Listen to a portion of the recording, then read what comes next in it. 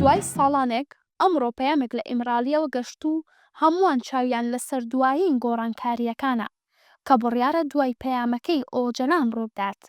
چاودێران پێیان وایە ئەکرێت ئەمە گرنگترین پەیام بێت دوای ساڵانێکی زۆر بۆ پرۆسەی ئاشتی و چارەسەری پرسیە کورد لە تورکیا و باکووری کوردستان. لە شاری سلێمانیش هاوتای کۆمەڵێک شاری گەورەی باکوور و ڕۆژئاوای کوردستان ڕاستەوخۆ پەیامەکەی ئۆجەلان بڵاوکرایەوە و خاونیشتیمانیان بەس لە مێژووی بوونی پەیامەکە و گرنگی پرۆسەی ئاشتی دەکەنەوە. بە متمانەوە بە ڕێبەرایەتی و بە پێشنیارەکانی ئەو بەڕێزە ئێمە قسەی لەسەرەکەین کە متمانەیەکی تەواومان بە پێشنیارەکانی هەیەەوە بە ڕێگە چارەکانی هەیە، چونکە لە مێژوویەکی 51 ساڵەی تێکۆشانی گەلی کووردا توانیوێتی ڕێبەرایەتیەکی گرنگ پێش بکات کە بتوانێت بە پارادیگمایەکی نوێەوە بۆ تێکۆشانی گەلی کورد ڕێگە و ڕێبازەکانی چارەسەری پێش بکات. هەنگاوەکانی چارەسەرکردنی پرسی کورد لە تورکایە ئەبێتە ڕێنیشاندەری چارەسەرکردنی پرسەکە لە عێراق و ئێران و سووریایشە. ئێمە هەمومان هەتا ئەو ڕۆژەی کە هەموو مافەکانمان بەدەست دەێنین چەکدانانین ئەوە کوردە بە داوای ئازادیەکەوە کوردە داوای شەڕی نەکردووە لە هەر شوێنێکی شەڕێ ئێمە ئامادەین لەسەر خاکی کوردستان خۆمان خوێنی خۆمان بڕژێنین.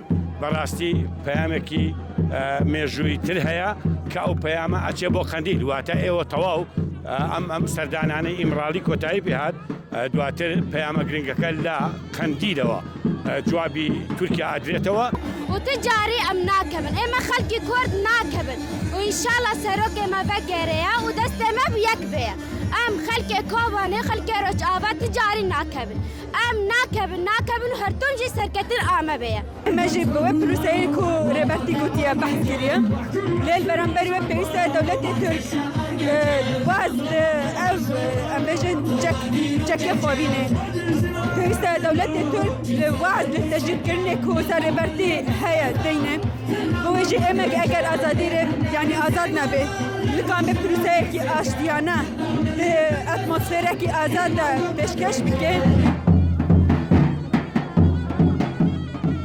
لە پەیامەکەیدا ئۆجەلان جەختی کردەوە لە دەستپێکێکی نوێ بۆ ئاشتی و داواشی لە قەندیل کرد کە بەبێ مرد چەک دابنێن. عەبدوڵڵا ئۆجەلان ڕێبەری پارتی کرێکارانی کوردستان لە 15 شوباتی ساڵی 1999 دەستگیرکراو لەو کاتەوە لە زیندانی تاکە کەسیدایە لە زیندانی ئیمرالی لە دەریای مارمارە.